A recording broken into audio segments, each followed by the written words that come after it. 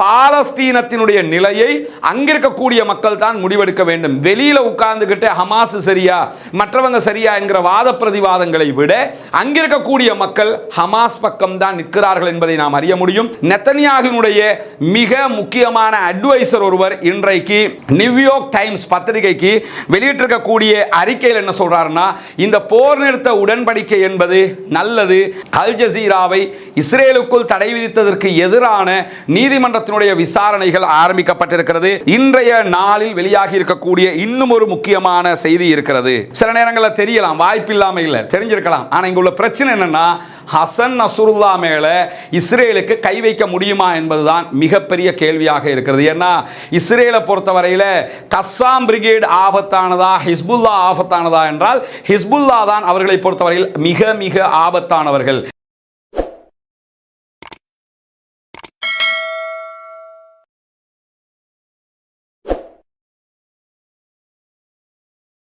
அஸ்ஸலாமு அலைக்கும் வரஹ்மத்துல்லாஹி வபரகாத்துஹு. அன்பிற்கினிய சகோதர சகோதரிகளே, உங்கள் அனைவர் மீதிலும் ஏக இறைவனுடைய அமைதியும் கருணையும் உண்டாகட்டுமாக என்கிற பிரார்த்தனைகளோடு இன்றைய தினம் 241வது நாள், கிட்டத்தட்ட 8 மாதங்களை தாண்டிய நிலையில் காசா பள்ளத்தாக்கிலே நடைபெற்று வரக்கூடிய பாலஸ்தீன அப்பாவிகளுக்கு எதிரான இஸ்ரேலிய ஆக்கிரமிப்பு பயங்கரவாத இராணுவத்தினுடைய தாக்குதல்கள் தொடர்பான செய்திகளைத்தான் இன்றைக்கும் நாம் பார்க்க இருக்கிறோம். நமக்கெல்லாம் தெரியும், காசா என்கிற ஒரு சிறிய நிலப்பரப்பு வெறும் 41 கிலோமீட்டர்கள் மாத்திரமே நீளம் கொண்ட, கிட்டத்தட்ட 14 கிலோமீட்டர்கள் அகலம் கொண்ட ஒரு ஸ்ட்ரெப்பாக, ஒரு பள்ளத்தாக்காக இருக்கக்கூடிய ஒரு பகுதி. அதற்குள் தான் இன்றைக்கு இத்தனை நாட்களாக பாரிய யுத்தம் ஒன்று நடைபெற்று வருகிறது. எது எப்படி போனாலும் இந்த யுத்தம் 2 தரப்புக்கு மத்தியிலே நடைபெறுகிறது என்பது நமக்கு தெரியும். ஒருபுறம் அமெரிக்கா, இஸ்ரேல் உள்ளிட்ட அனைத்து வல்லாதிக்க நாடுகளும் இஸ்ரேலோடு நிற்கிறார்கள். இதே நேரத்தில் மறுபுறமாக பாலஸ்தீன சுதந்திர போராளிகள் அமைப்பு ஈரான் உள்ளிட்ட சில நாடுகளுடைய ஆதரவுகளோடு செயல்படுகிறார்கள். சர்வதேச மட்டத்திலே அவர்களுக்கு பாலஸ்தீனம் என்கிற வகையில் பல நாடுகளுடைய ஆதரவு இருக்கிறது. இருந்தாலும் யுத்தத்தின் போது ஆயுதங்களை வழங்குவது உள்ளிட்ட சில உதவிகளை ஈரான் உள்ளிட்ட நாடுகள் மாத்திரமே செய்து வருகிறார்கள். இப்படியான நிலையில் இந்த யுத்தத்திற்கு முன்பதாக ஹமாஸுடைய நிலை என்ன, யுத்தத்திற்கு பின்னால் ஹமாஸினுடைய நிலை என்ன என்கிற பாரிய கேள்விகள் எல்லாம் இருக்கிற போது, ஜெர்மனை தளமாக கொண்ட ஒரு அமைப்போடு இணைந்து மேற்கு கரையிலே வெஸ்ட் பேங்க் பகுதிகளிலே நடத்தப்பட்டிருக்கக்கூடிய ஒரு ஆய்வின் மூலமாக ஜெருசலம் மீடியா, இதே நேரத்தில் கம்யூனிகேஷன் சென்டர் ஆகியவை நடத்திய ஒரு கருத்து கணிப்பினுடைய முடிவுகள் இன்றைக்கு வெளியாகி இருக்கிறது. இந்த முடிவின் பிரகாரம் காசா பகுதிகளிலே இஸ்ரேலுடைய யுத்தம் ஆரம்பிக்கப்பட்டதிலிருந்து ஹமாஸினுடைய நிலை மேம்பட்டிருக்கிறது என்கிறது கருத்து கணிப்புகள். யுத்தத்தினூடாக ஹமாஸினுடைய பெயர் கெட்டிருக்கும், எனவே ஹமாஸை மக்கள் ஆதரிக்க மாட்டார்கள் என்றெல்லாம் எண்ணி இருந்த நிலையில் இந்த யுத்தத்தின் மூலமாக ஹமாஸுக்கு மக்கள் ஆதரவு பெருகி இருப்பது மட்டுமல்லாமல் ஃபத்தாஹ் உள்ளிட்ட பாலஸ்தீன அதிகாரத்தில் இருக்கக்கூடிய அத்தனை பேருடைய பிரபலங்களும் கீழ்நிலைக்கு சென்றிருக்கிறது. ஹமாஸ் தான் பாலஸ்தீனத்தை ஆள வேண்டும் என்கிற அளவுக்கு அங்கிருக்கக்கூடிய மக்கள் கருத்து வெளியிட்டிருக்கிறார்கள் என்கிற செய்திகள் வெளியாகி இருக்கிறது. குறிப்பாக இந்த கருத்து கணிப்பு காசாவுக்குள் நடத்தப்படவில்லை, காசாவுக்குள் நடத்த முடியாது, ஏன்னா யுத்தம் நடந்துகிட்டு இருக்குது. அவுட் ஆஃப் காசாவில் இருக்கக்கூடிய ஜெனின் உள்ளிட்ட பல பகுதிகளிலும், இந்த வெஸ்ட் பேங்க் உள்ளிட்ட பல பகுதிகளிலும் இந்த கருத்து கணிப்பீடு நடத்தப்பட்டிருக்கிறது. அதனுடைய முடிவுகளும் மிக துல்லியமாக வெளியிடப்பட்டிருக்கிறது. இந்த கருத்து கணிப்பிலே பதிலளித்தவர்களுடைய கிட்டத்தட்ட 40% பேர் இஸ்ரேல் மீதான அக்டோபர் 7 ஹமாஸினுடைய தாக்குதல், அதை தொடர்ந்து நடந்த யுத்தங்களில் பாலஸ்தீனிய தேசிய நலன்களுக்கு ஹமாஸ் சேவை செய்திருப்பதாக நம்புகிறார்கள் என்று தெரிவிக்கிறது. 40%க்கு மேற்பட்டவர்கள் ஹமாஸுடைய இந்த தாக்குதல் பாலஸ்தீன தேசிய நலன்களுக்கான சேவையாக மாறியிருக்கிறது, பாலஸ்தீனம் வெற்றி பெறுவதற்கான வாய்ப்பாக மாறியிருக்கிறது என்கிற கருத்துப்பட கருத்தை வெளியிட்டிருக்கிறார்கள். அதே நேரத்தில் 41%க்கும் அதிகமானவர்கள் தற்போதைய இந்த யுத்தம் என்பது ஹமாஸுக்கு சாதகமாகத்தான் முடிவடையும் என்று நம்புவதாக தெரிவித்திருக்கிறார்கள். அதே போன்று 38.5% பேர் இஸ்ரேலுக்கும் சில அரபு நாடுகளுக்கும் இடையிலான இயல்பு நிலை திட்டங்கள் முன்னேற்றம் அடைந்ததற்கு பிறகு பிறகு இந்த யுத்தம் முடிவுக்கு வரலாம் என்றும் நம்புவதாக தெரிவித்திருக்கிறார்கள். இந்த யுத்தம் முடிவுக்கு வருகிற நேரத்தில் இஸ்ரேலும் சில அரபு நாடுகளும் இந்த யுத்தத்தை அடிப்படையாக வைத்து இயல்பு நிலைகளாக மாறிக்கொள்ளும். ஆனால் பாலஸ்தீன சுதந்திர போராட்ட இயக்கமாக இருக்கிற ஹமாஸ் தான் ஜெயிப்பதற்கான வாய்ப்புகள் இருக்கிறது என்று பாதிக்கப்படுகிற மக்கள் நம்புகிறார்கள், பாலஸ்தீன மக்கள் நம்புகிறார்கள் என்கிற கருத்து கணிப்பு தான் இங்கே வெளியாகி இருக்கிறது. ஏன் இதை நம்ம இன்னைக்கு எடுத்து சொல்றோம் கேட்டா, பாலஸ்தீனத்தினுடைய நிலையை அங்கிருக்கக்கூடிய மக்கள் தான் முடிவெடுக்க வேண்டும். வெளியில உட்கார்ந்துகிட்டு ஹமாஸ் சரியா மற்றவங்க சரியா என்கிற வாத பிரதிவாதங்களை விட அங்கிருக்கக்கூடிய மக்கள் ஹமாஸ் பக்கம் தான் நிற்கிறார்கள் என்பதை நாம் அறிய முடியும். பகிரங்கமாக அங்கே இருக்கக்கூடிய ஊடகங்கள் ஒவ்வொரு நாளும் செய்திகளை வெளியிடுகிறது. ஆனால் எந்த ஊடகத்திலும் யாரும் ஹமாஸுக்கு எதிராக பேசுவதை நீங்கள் பார்க்க முடியாது. அவர்களை சுதந்திர போராட்ட வீரர்களாகத்தான் அங்கிருக்கக்கூடிய மக்கள் பார்த்து வருகிறார்கள். இந்த நிலையில் தான் ஐநா சபையினுடைய நிபுணர்கள் குழு ஒன்று இன்றைக்கு மிக முக்கியமான ஒரு செய்தியை வெளியிட்டிருக்கிறார்கள். மத்திய கிழக்கில் அமைதியை உறுதி செய்ய வேண்டும் என்று சொன்னால் அனைத்து நாடுகளும் பாலஸ்தீன அரசாங்கத்தை அங்கீகரிக்க வேண்டும் என்று ஐநாவினுடைய நிபுணர்கள் குழு கோரிக்கை விடுத்திருக்கிறது. பாலஸ்தீன பகுதிகளில் மனித உரிமைகள் மீறல் நடைபெற்று வருகிறது. பாலஸ்தீன பகுதிகளுடைய மனித உரிமைகள் பாதுகாக்கப்பட வேண்டும் என்பதற்கான மிக முக்கியமான அறிக்கையாக இதை அவர்கள் வெளியிட்டிருப்பது மட்டுமல்லாமல் ஸ்பெயின், அயர்லாந்து, நார்வே ஆகியவை பாலஸ்தீன அரசை அதிகாரப்பூர்வமாக அங்கீகரித்தது என்பது இதிலே மிக முக்கியமானது என்று சுட்டிக்காட்டி இருப்பது மட்டுமல்லாமல் இந்த அங்கீகாரம் கிடைத்து வித்தின் 1 வீக்குள்ளதான் இப்படியான ஒரு அறிக்கையை ஐநாவினுடைய நிபுணர் குழு வெளியிட்டிருக்கிறது. எனவே அனைத்து தரப்பிலும் இதற்கான தீர்வு இதுதான் என்பது மிக துல்லியமாக சொல்லப்படுகிறது. அதற்கு பல காரணங்கள். இந்த யுத்தம் என்பது கடந்த 1947 கால பகுதிகளில் முதலாவது நக்பா நடைபெற்றதற்கு பிறகு 1967 பாரிய இன அழிப்பெல்லாம் நடைபெற்ற அதற்கு பிறகும் பல லட்சக்கணக்கான மக்கள் கொன்று குவிக்கப்பட்டாலும் இந்த அளவுக்குண்டான ஊடக பார்வை காசா மீது இருக்கவில்லை. காசாவை பற்றிய ஊடகங்களுடைய பார்வை இவ்வளவு தெளிவாக இருக்கவில்லை. குறிப்பாக அல் ஜசீரா போன்ற ஒரு ஊடகம் அன்றைய காலகட்டத்தில் இருக்கவில்லை. அல்லாஹ்வினுடைய உதவியால் தற்போது அல் ஜசீராவினுடைய இந்த பணி மிக மிக முக்கியமானது. உலகத்திற்கே அவர்கள் பல செய்திகளை கொண்டு போய் சேர்த்திருக்கிறார்கள். அதனால் சர்வதேசமே இன்றைக்கு காசா பக்கம் நிற்கிறது என்பதைத்தான் நாம் புரிந்து கொள்ள வேண்டும். இப்படியான நிலையில் தான் பாலஸ்தீனத்தினுடைய அழிவுகள் கட்டுக்கடங்காமல் இருப்பதை நாம் பார்த்து வருகிறோம். குறிப்பாக இன்றைக்கு ஐநா வெளியிட்டிருக்கக்கூடிய ஒரு முக்கியமான அறிவிப்பிலே காசாவில் இருக்கக்கூடிய பாதிக்கு மேற்பட்ட கட்டிடங்கள் மொத்தமாக சேதமடைந்திருக்கிறது அல்லது அழிக்கப்பட்டிருக்கிறது என்கிறது ஐநாவினுடைய மிக முக்கியமான அறிக்கை ஒன்று. ஐக்கிய நாடுகள் சபையினுடைய செயற்கைக்கோள் மையம் மேற்கொண்ட ஒரு ஆய்வில் தான் இந்த செய்திகள் தெரிவிக்கப்பட்டிருக்க. குறிப்பாக அனைத்து கட்டமைப்புகளிலும் இருக்கக்கூடிய சுமார் 55% மேற்பட்ட கட்டிடங்கள் சேதமடைந்திருக்கின்றன. 35,591 கட்டிடங்கள் மொத்தமாக அழிக்கப்பட்டிருக்கின்றன. 16,513 கட்டடங்கள் கடுமையாக சேதத்திற்குள்ளாகி இருக்கின்றன. 47,368 ஓரளவுக்குண்டான சேதங்களை அடைந்திருக்கிறது. 36,825 கட்டிடங்கள் மொத்தமாகவே எடுப்பதற்கு வழியில்லாமல் ஆக்கப்பட்டிருக்கிறது என்கிற செய்திகள் இன்றைக்கு வெளியாகி இருக்கிற அதே நேரம் மத்திய காசாவில் இருக்கக்கூடிய தைரல் பலா, அதே நேரத்தில் நார்த் காசாவில் இருக்கக்கூடிய காசா நகரம் உள்ளிட்டவைகள் ஏப்ரல் மாதம் 1ஆம் தேதியிலிருந்து மே 3ஆம் தேதி வரைக்கும் பாரிய சேதங்களுக்கு உள்ளாக்கப்பட்டிருக்கிறது என்றும் ஐநாவினுடைய அறிக்கைகள் இன்றைக்கு அங்கிருக்கக்கூடிய நிலைமைகள் தொடர்பாக சொல்லப்பட்டிருக்கிறது. குறிப்பாக இந்த அறிக்கைகள் நார்த் காசாவிலிருந்து தைரல் பலா வரைக்கும் உண்டான பகுதிகளை தான் உள்ளடக்கி இருக்கிறது என்பதை நாம் புரிந்து கொள்ள வேண்டும். மொத்தமாக பார்க்க போனால் லட்சக்கணக்கான கட்டிடங்கள் இந்த லிஸ்டுக்கு வந்துடும். அது ஏற்கனவே நம்ம பல வீடியோக்களில் சொல்லியும் இருக்கிறோம் என்பதையும் நீங்கள் கவனத்தில் கொள்ள வேண்டும். இந்த மாதிரியான நேரத்தில் தான் அக்டோபர் 7ஆம் தேதி முதல் காசாவில் இதுவரைக்கும் 36,479 பாலஸ்தீன அப்பாவிகள் கொன்று குவிக்கப்பட்டிருக்கிறார்கள், ஷஹீதாக்கப்பட்டிருக்கிறார்கள் என்கிற செய்திகள் வெளியாகி இருக்கிறது. நமக்கெல்லாம் தெரியும் காசாவினுடைய அனைத்து பகுதிகள், அது நார்த் காசாவாக இருக்கலாம், காசா சிட்டியாக இருக்கலாம், தைரல் பலாவாக இருக்கலாம், கான் யூனுஸாக இருக்கலாம், ரஃபாவாக இருக்கலாம், அனைத்து பகுதிகளிலும் பாரிய யுத்தம் தொடர்ந்து நடந்து கொண்டே வருகிறது. எந்த ஒரு பகுதிகளையும் மொத்தமாக இஸ்ரேல் கட்டுப்பாட்டுக்குள் கொண்டு வரவில்லை என்பதையும் கவனத்தில் கொள்ளுங்கள். அப்பாவிகள் மீதான அவர்களுடைய தாக்குதல் தான் தொடர்ந்து அதிகரித்து வருகிறது. இருக்கிறது என்கிற நிலையில் தான் இன்றைக்கு இன்னும் ஒரு அதிர்ச்சிகரமான செய்தியும் வெளியாகி இருக்கிறது. உணவு, ஊட்டச்சத்துக்கள், மருந்துகள் இல்லாமல் தடுப்பூசிகள் பற்றாக்குறை காரணமாக சுமார் 3500க்கும் மேற்பட்ட குழந்தைகள் மரணிக்கிற ஆபத்தை எதிர்கொண்டு வருகிறார்கள் காசாவுக்குள் என்கிற ஒரு அறிக்கையும் இன்றைக்கு ஐநாவினால் வெளியிடப்பட்டிருக்கிறது. இந்த குழந்தைகளை பொறுத்தவரையில் நிறைய போட்டோஸ் நீங்க பார்ப்பீங்க. அதாவது எலும்பும் தோலுமாக குழந்தைகள் காட்சி அளிக்கிறார்கள்.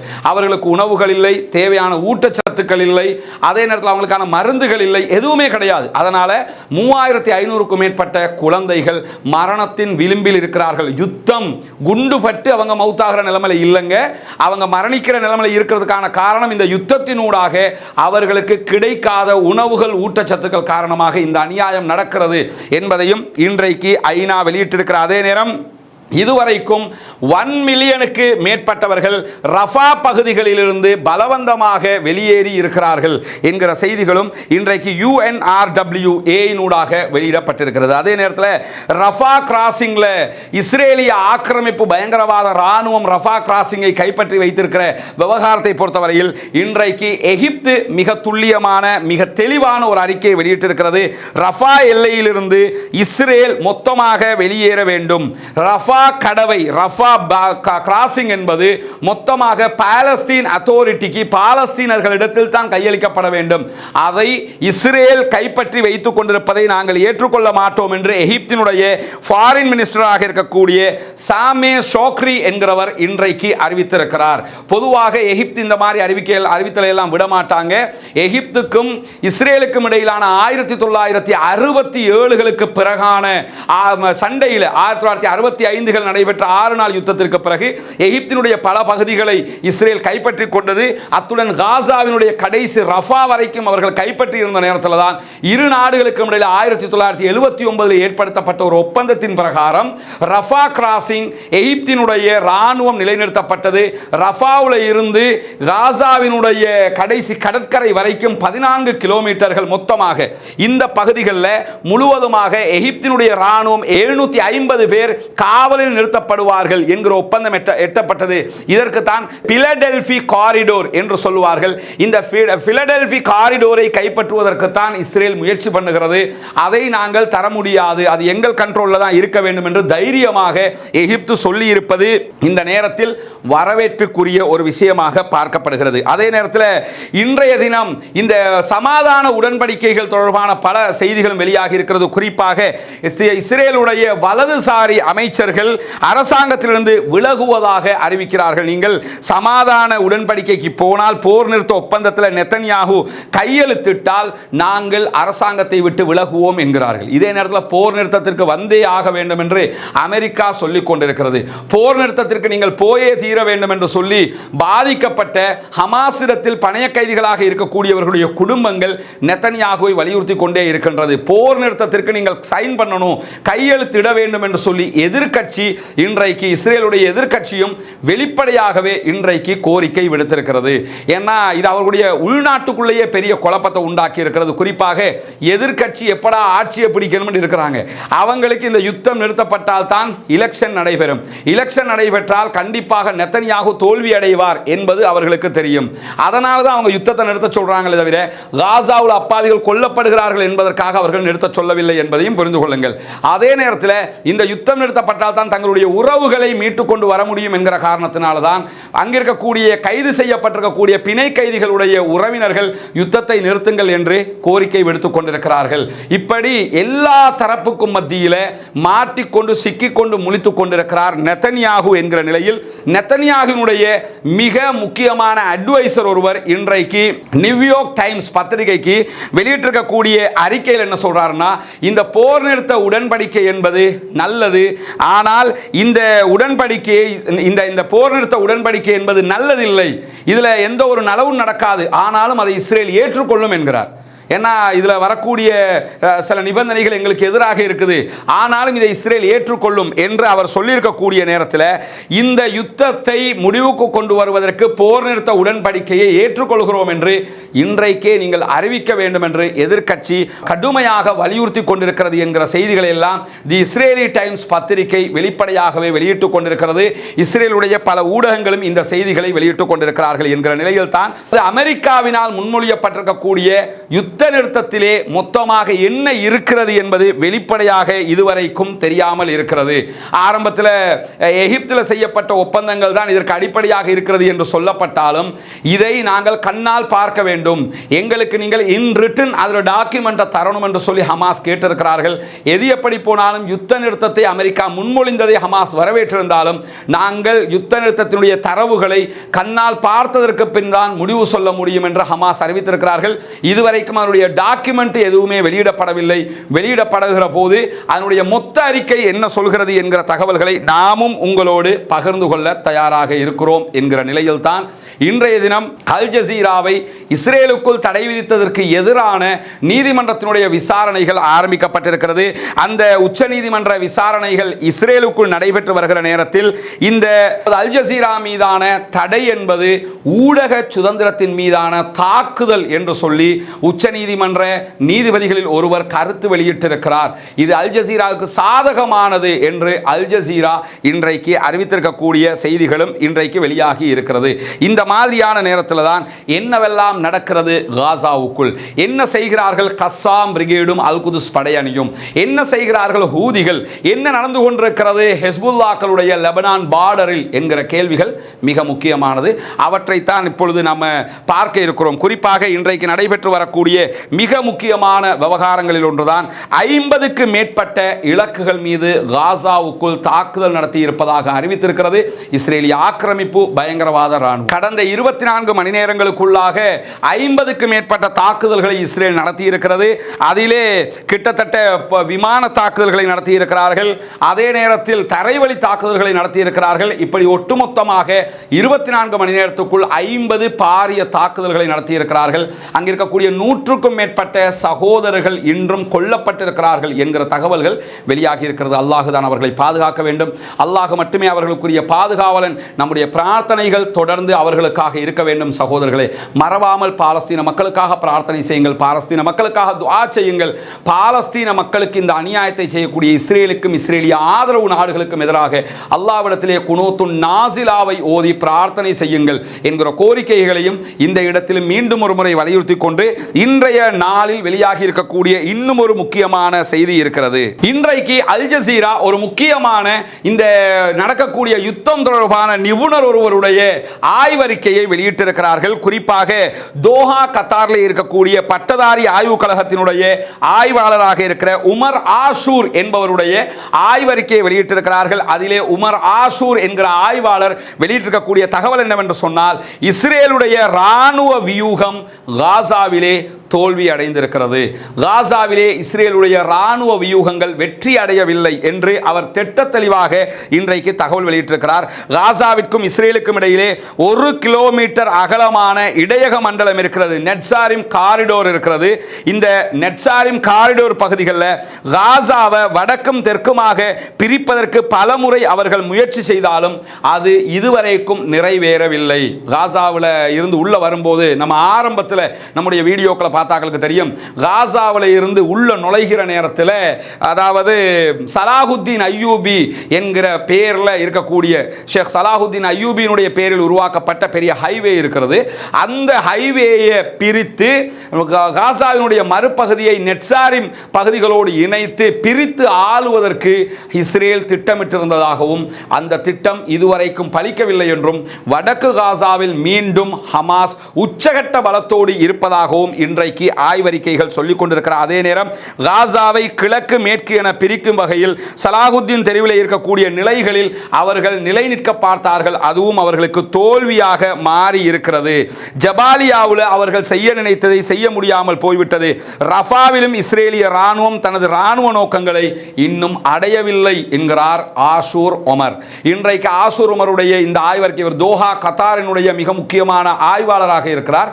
அவர்தான் இந்த கருத்துக்களை வெளியிட்டிருக்கிறார். இருக்கிறார். நமக்கு தெரியும் கத்தார் தான் இந்த யுத்தத்தில் மிக முக்கியமான பங்காளியாக இருந்து சமாதான பேச்சுவார்த்தைகளை நடத்தக்கூடியவர்.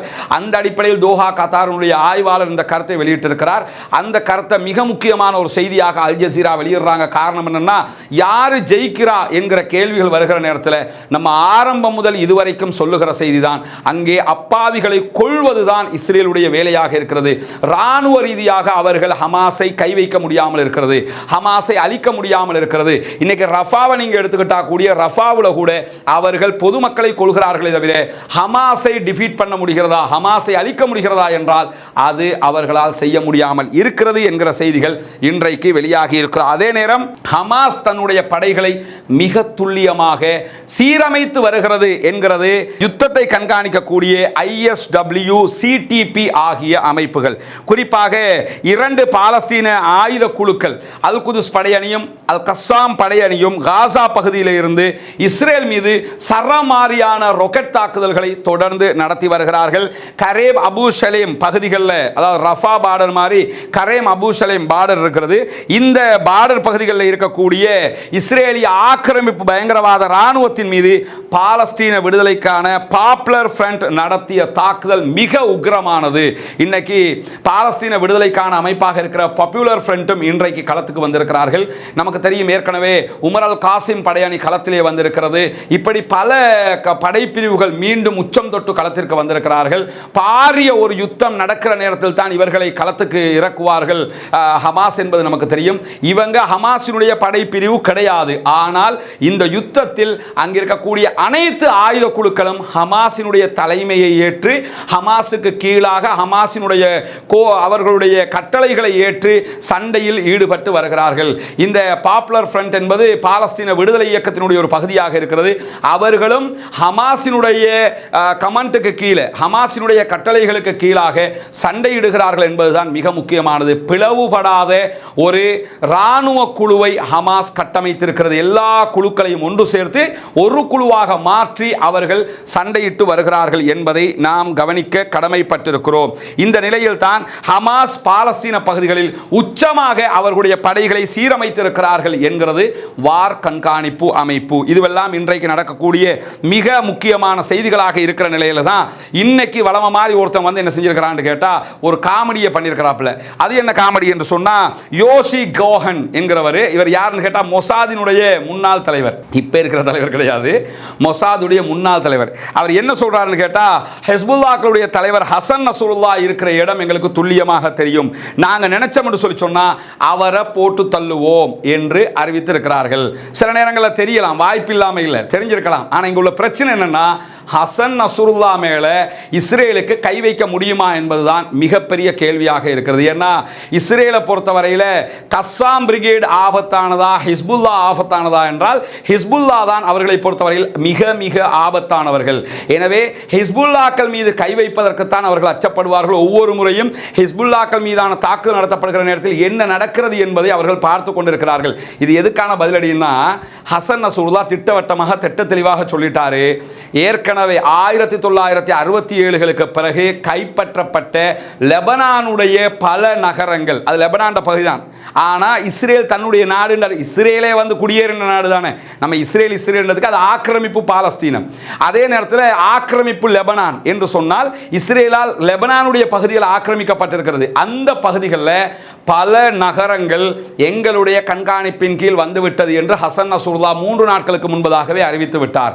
எங்க கண்காணிப்பு கீழே தான் நாங்கள் வச்சிருக்கோம், அங்கே ஒருத்தம் கிடையாது இஸ்ரேல் ஆட்கள். அதே நேரத்தில் நேற்றைய தினம் இஸ்ரேலே அறிவித்த ஒரு செய்தி தான், ஹிஸ்புல்லாக்களில் படுபயங்கரமான படைப்பிரிவாக இருக்கக்கூடிய ரதுவான் படைப்பிரிவு 20 தொடக்கம் 30 கிலோமீட்டர்கள் வரை பல பகுதிகளை கண்ட்ரோல் பண்ணி இருக்கிறது என்கிற செய்திகளும் வெளியாகி இருக்கிறது. இன்றைக்கும் ரதுவானுடைய பயங்கர தாக்குதல் வீடியோக்கள் எல்லாம் வெளியாகி இருக்கிறது. இந்த மாதிரியான நேரத்தில் தான் ரதுவான் படைப்பிரிவு களத்திலே இருக்கிறது. பல நகரங்களை ஹிஸ்புல்லாக்கள் கண்காணிப்பின் கீழ் கொண்டு வந்து விட்டார்கள். ஏன் அவர்கள் நாங்கள் கைப்பற்றி விட்டோம் என்று ஏன் அறிவிக்காமல் இருக்கிறாங்கிறது தெரியல. ஏன்னா அவங்க எதை செஞ்சாலும் ஈரானுடைய அறிவிப்பு இல்லாமல் பண்ண மாட்டாங்க. இதே நேரத்தில் கஸ்ஸாம் பிரிகேடோடு முரண்பட்ட மாதிரியும் நடந்து கொள்ள மாட்டாங்கிறதுனால ஏதாவது திட்டங்கள் இருக்குதாங்கிறது நமக்கு தெரியல. ஆனாலும் முழுவதுமாக அவங்க தான் அங்கே இருக்கிறாங்க, அங்கே இஸ்ரேல் கிடையாது. ஆனாலும் நாங்கள் பிடிச்சிட்டோம் என்கிற வார்த்தையை மட்டும் அவங்க சொல்ல, நாங்கள் கண்காணித்து விட்டோம், எங்கள் கண்காணிப்புக்கு கீழே தான் இருக்கிறது என்பதை திட்டத்தெளிவாக அவர்கள் சொல்லி இருக்கிறார்கள். இந்த நிலையில தான் மொசாதுடைய முன்னாள் தலைவர் சொல்றாரு, நாங்க நினைச்சோம்னா ஹசன் நஸ்ருல்லாவை போட்டு தள்ளிடுவோம் அப்படின்னு சொல்லியிருக்கிறாரு. ஆனா உண்மையிலே இப்படி ஒன்று நடக்குமாக இருந்தால் அந்த பகுதியில் என்ன நடக்கும் என்பது இஸ்ரேலுக்கு தெரியாமலும் இல்லை. ஏன்னு கேட்டா ஹிஸ்புல்லாக்கள் இருக்கிற படைகளிலேயே ரொம்ப ஆபத்தானவங்கிறது இஸ்ரேலுக்கு தெரியும். 2006 இஸ்ரேல் அதை உணர்ந்து விட்டது. 2011 இஸ்ரேலும் அமெரிக்காவும் அதை உணர்ந்து விட்டது. அமெரிக்காவினுடைய ராணுவ கப்பல் மீது இன்னைக்கு தான் ஹூதிகள் தாக்குதல் நடத்துறாங்க. ஆனா 2011 பாரிய தாக்குதல்களை ஹிஸ்புல்லாக்கள் நடத்தி விட்டார்கள். எனவே படுபயங்கரமான படைப்பிரிவாக அவர்கள் இருக்கிற காரணத்தினால இப்படி பேச்சுக்கு மிரட்டலாமே தவிர யதார்த்தத்தில் அப்படி ஒன்று நடந்திருந்தால் என்ன நடக்கும் என்பதையும் உலகம் பார்த்து கொள்ளும் என்பது அவர்களுக்கு தெரியாமல் இல்லை. இதே நேரத்தில் இதை சொன்னவர் மொசாதுடைய முன்னாள் தலைவரே தவிர இப்ப இருக்கக்கூடிய தலைவர் இல்லை என்பதையும் நீங்க புரிஞ்சுக்கிற. அதே நேரத்தில் 55% இஸ்ரேலியர்கள் ஹிஸ்புல்லாவினுடையான போரை வடக்கு பக்கம் விரிவுபடுத்த வேண்டும் என்று ஆசைப்படுகிறார்கள் என்றும் அவர் சொல்லியிருக்கிறார். 55% மக்கள் ஹிஸ்புல்லாக்களோட மோதனம் என்று விரும்புறாங்களாம். ஆல்ரெடி மோதல் நடந்துகிட்டு தான் இருக்குது, விரிவுபடுத்தணும் என்று விரும்புறாங்களாம். விரிவுபடுத்தாம எல்லாம் இல்லை, இன்னைக்கும் ஹிஸ்புல்லாவுடைய இலக்குகளை நோக்கி கடுமையான தாக்குதல்களை இஸ்ரேல் நடத்தி இருக்கிறது, இல்லாம இல்லை. ஆனா அதைவிட கடுமையான பதிலடியை ஹிஸ்புல்லாக்கள் கொடுத்திருக்கிறார்கள். இஸ்ரேலுடைய போர் விமானங்கள் தெற்கு லெபனானிலே குண்டு வீசி இருக்கிறது. இன்றைக்கு ஒரு கார் மீது தாக்குதல் நடத்தி இருக்கிறார்கள். அதிலே சில பேர் கொல்லப்பட்டும் இருக்கிறார்கள் என்கிற நிலையில் வடக்கு இஸ்ரேல் மீது கத்யுக்ஷா வகையான ராக்கெட் தாக்குதல்களை கடுமையாக ஹிஸ்புல்லாக்கள் இன்றைக்கு நடத்தி இருக்கிறார்கள். அதனுடைய வீடியோக்களையும் அவர்கள் வெளியிட்டிருக்கிறார்கள். நார்த் இஸ்ரேல் மீது கடும் தாக்குதலை அவர்கள் நடத்தி கொண்டு வருகிறார்கள். அதே நேரத்தில் அலப்போ பகுதிகளில், சிரியாவினுடைய அலப்போ நகரத்தில் இஸ்ரேல் இன்றைக்கு ஒரு தாக்குதல் நடத்தி இருக்கிறது. அதிலே 12 பேர் கொல்லப்பட்டிருப்பதாக சிரியாவினுடைய வார் கண்காணிப்பு அமைப்பு சொல்லி இருக்கிறது. சிரியா மேல திரும்ப தாக்குதல் நடத்தி இருக்கிறாங்க. ஏற்கனவே சிரியாவில் இருக்கக்கூடிய ஈரானுடைய தூதுவர் ஆலயத்தின் மீது தாக்குதல் நடத்த போய் தான் வாங்கி கட்டிக்கிட்டாங்க என்றது தெரியும். மீண்டும் இப்படி ஒரு தாக்குதலை நடத்தி இருக்கிறார்கள். ஆனால் சிரியாவினுடைய ஆட்கள் மீதே தாக்குதல் நடத்தி இருக்கிறார்கள். இதே ஈரான் மீதான தாக்குதலாக இது மாற்றப்பட்டால் என்ன நிலைமை நடக்கும் என்பதும் தெரியும். சிரியா இதுவரைக்கும் எந்த விதமான பதிலளிப்புகளையும் செய்யவில்லை என்பதையும் நாம் உணர்ந்து கொள்ள கடமைப்பட்டிருக்கிறோம். இப்படியான நேரத்தில் தான் செங்கடலில் இருந்து ஏவப்பட்ட ஏவுகணைகளை நாங்கள் இடைமறித்திருக்கிறோம் என்று இஸ்ரேலிய ராணுவம் இன்றைக்கு அறிவித்திருக்கிறது. செங்கடலில் இருந்து இஸ்ரேல் மீது ஏவப்பட்ட ஏவுகணைகளைத்தான் அவர்கள் தடுத்திருப்பதாக சொல்லுகிறார்கள். செங்கடலில் இருக்க ஹூதிகள் தான் இந்த தாக்குதலை நடத்தி இருக்க வேண்டும். ஆனால் இதுவரைக்கும் ஹூதிகள் நாங்கள் இஸ்ரேல் மீது தாக்குதல் நடத்தினோம் என்பதையும் அறிவிக்கவில்லை. அதே நேரத்தில் ஹூதிகள் தான் எங்கள் மீது தாக்குதல் நடத்தினார்கள் என்று இஸ்ரேலும் சொல்லவில்லை. பொத்தாம் பொதுவாக என்ன சொல்றாங்கன்னா, செங்கடலில் இருந்து எங்கள் மீது ஏவப்பட்ட ஏவுகணைகளை தடுத்து நிறுத்தி இருக்கிறோம் என்று சொல்கிறார்கள். இதிலே என்ன விதமான தாக்குதல்கள், என்ன விதமான அங்கே விளைவுகள் ஏற்பட்டது என்பதையும் அவர்கள் சொல்லவில்லை. பொறுத்திருந்து பார்ப்போம் என்ன சொல்கிறார்கள் ஹூதிகள் என்பதை. ஹூதிகள் இதுவரைக்கும் எந்த விதமான அறிவித்தலையும் இது தொடர்பில் வெளியிடவில்லை. அப்படியான நேரத்தில் தான் இஸ்ரேல் ராணுவத்தினுடைய கலீலி தலைமையகத்தை இன்றைக்கு தரைமட்டமாக்கி இருக்கிறது ஹிஸ்புல்லாக்கள் என்கிற செய்திகள் இன்றைக்கு வெளியாகி இருக்கிறது. விஷயத்தை ஃபர்ஸ்ட்டுக்கு கேட்டுக்கிட்டு அது எப்படியெல்லாம் தரைமட்டமாக்கப்பட்டிருக்கிறது, எப்படி பற்றி எரிகிறது என்கிற வீடியோக்களை நம்ம பின்னாடி பார்க்கலாம். அதே நேரத்தில் இன்றைய தினம் தெற்கு லெபனானில் இருக்கக்கூடிய சைதா மாவட்டத்தில் கூடிய ஒரு கார் மீது தான் இஸ்ரேல் தாக்குதல் நடத்தி இருந்தது. அதற்கு பதிலடியாகத்தான் கலீலில் இருக்கக்கூடிய இஸ்ரேலுடைய ராணுவ தலைமையகத்தை இன்றைக்கு அழித்திருக்கிறது ஹிஸ்புல்லாக்கள் என்கிற செய்திகள் வெளியாகி இருக்கிறது. அதே நேரத்தில் நகல், கெர்ஷோம், டிஷோன் என்கிற பகுதியினுடைய கிழக்கு பகுதி ஆகிய பகுதிகளில் இஸ்ரேல் மீது ட்ரோன் தாக்குதல்களையும் பாரிய அளவில் நடத்தி இருக்கிறது ஹிஸ்புல்லாக்கள் என்கிற செய்திகளும் இன்றைக்கு வெளியாகி இருக்கிற. அதே நேரம் லிமான் என்கிற பகுதிக்கு தெற்கிலே இருக்கக்கூடிய இஸ்ரேலுடைய இலக்குகள் மீது வான்வழி தாக்குதல்கள், ட்ரோன் அட்டாக்ஸ் இன்றைக்கு நடத்தப்பட்டிருக்கிறது ஹிஸ்புல்லாக்கள் மூலம். அதே நேரத்தில் அந்த பகுதிகளில் இருக்கக்கூடிய அயன்டோமினால் ஹிஸ்புல்லாக்கள் ஏவிய ஏவுகணைகளை இடைமறிக்க முடியாமல் போய்விட்டதாகவும் அது திட்டத்தெளிவாக வெடித்து சிதறி இருப்பதான செய்திகளும் இஸ்ரேலில் இருந்து வரக்கூடிய செய்தி பத்திரிகைகளே இவற்றை இன்றைக்கு தெளிவாக வெளியிட்டிருக்கிறார்கள். குறிப்பாக நகாரியாவில் இன்றைக்கு பாரிய ஏவுகணை தாக்குதல்களை ஹிஸ்புல்லாக்கள் நடத்தியிருக்கிறார்கள். கடந்த அக்டோபர் 7ஆம் தேதி ஹமாஸ் இஸ்ரேல் மீது தாக்குதல் நடத்தியது. அதற்கு பிறகு அக்டோபர் 8ஆம் தேதி இஸ்ரேல் பாலஸ்தீன மீது தாக்குதல் நடத்த ஆரம்பித்தது. அதே அக்டோபர் 8ஆம் தேதி ஹிஸ்புல்லாக்கள் இஸ்ரேல் மீது தாக்குதல் நடத்த ஆரம்பித்தார்கள். அக்டோபர் 8ஆம் தேதி தேதியிலிருந்து இதுவரைக்கும் 241 நாட்களில் நஹாரியா பகுதிகளில் முதல் தடவையாக ஹிஸ்புல்லாக்கள் இன்றைக்கு பாரிய தாக்குதல்களை நடத்தியிருக்கிறார்கள். நஹாரியாவில் தாக்குதல் நடத்தப்படும் என்று அங்கிருக்கக்கூடிய யாருமே எதிர்பார்க்காத நிலையில் பாரிய தாக்குதல்கள் நடத்தப்பட்டு அங்கிருக்கக்கூடியவர்கள் இன்றைக்கு அகதிகளாக குடிபெயர்ந்திருக்கிறார்கள் என்கிற செய்திகளும் இன்றைக்கு வெளியாகி இருக்கக்கூடிய அதே நேரம் தியாகி உமர் அல் காசிம் படைப்பிரிவு அதே நேரத்தில் அல் குதுஸ் படையணிகள் இணைந்து இன்றைய நாளில் ஸ்டெடரோத் மீது பாரிய ஏவுகணை தாக்குதல்களை நடத்தி இருக்கிறார்கள் என்கிற செய்திகளை இன்றைக்கு ஹமாஸும் இதே நேரத்தில் தியாகி உமர் அல் காசிம் படைப்பிரிவும் அல் குதுஸ் படைப்பிரிவும் இன்றைக்கு வெளியிட்டிருக்கிறார்கள். கடுமையான நார்த் காசா மேல ஏவுகணை தாக்குதல்களை இன்றைக்கு இந்த படைப்பிரிவுகள் நடத்தி கொண்டிருக்கிறது. நமக்கு தெரியும் உமர் அல் காசிம் படைப்பிரிவு ரீசெண்டாக மீண்டும் களத்துக்கு வந்திருக்கிறாங்க, பாரிய தாக்குதல்களை நடத்தி கொண்டிருக்கிறார்கள். அதே நேரத்தில் அல் அக்ஸா தியாகிகள் படைப்பிரிவு இன்றைக்கு காசாவில் இருக்கக்கூடிய நெட்சாரிம் பகுதிகளில் பாரிய ஏவுகணை தாக்குதல்களை நடத்தி இருக்கிறார்கள்.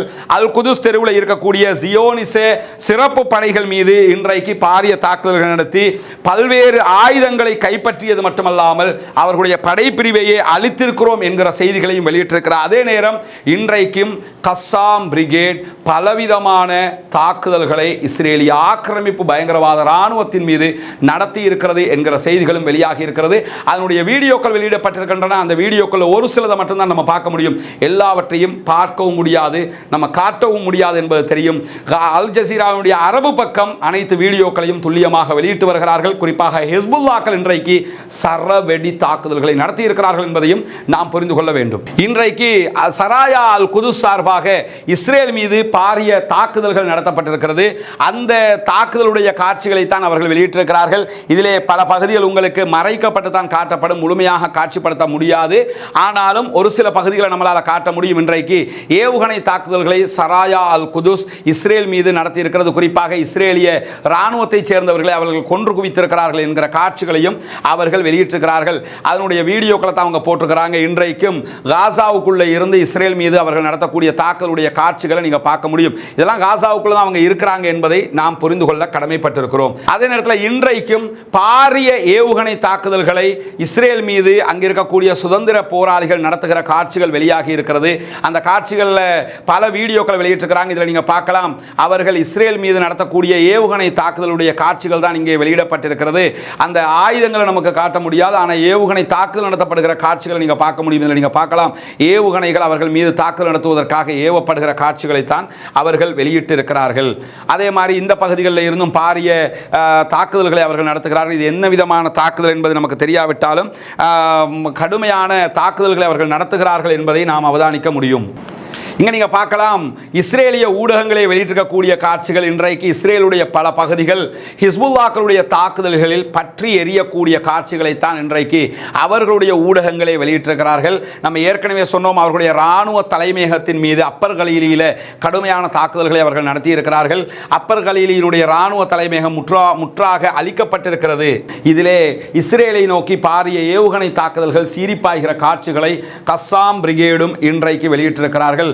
நிறைய ஏவுகணை தாக்குதல்களை இன்றைக்கு வடக்கு நார்த் இஸ்ரேல் மீது கஸ்ஸாம் பிரிகேட் நடத்தி கொண்டிருக்கிறது.